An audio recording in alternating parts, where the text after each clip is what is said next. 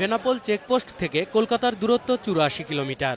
চিকিৎসা, ব্যবসা বা প্রমোদ ভ্রমণে তাই এই পথটি ব্যবহার করতে পছন্দ করেন সড়কপথ ধরে যাতায়াতকারী যাত্রীরা। দিনে গড়ে ১.৫ থেকে ২,০০০ পাসপোর্ট যাত্রী ভারত ও বাংলাদেশের মধ্যে যাতায়াত করেন। আর বিশেষ দিনে যাত্রীর সংখ্যা বেড়ে যায় কয়েক গুণ। প্রতিবারই নানা ভোগান্তি ক্ষুব্ধ করে তুলেছে তাদের।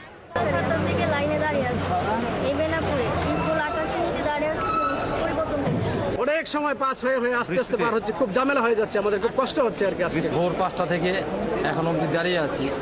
তো আজকে যে আমরা লাইনে দাঁড়িয়ে আছি, আমরা যে দুর্ভোগ পোহাচ্ছি। যাত্রী ভোগান্তির বিষয়টি স্বীকার করে বেনাপোল ইমিগ্রেশন পুলিশ এর জন্য দায়ী করছে ভারতের পেট্রাপোল পুলিশকে। বাংলাদেশ ডিপার্চার যথাসম্ভব দ্রুত আমরা তাদেরকে ডিপার্চার ফিল করেছি।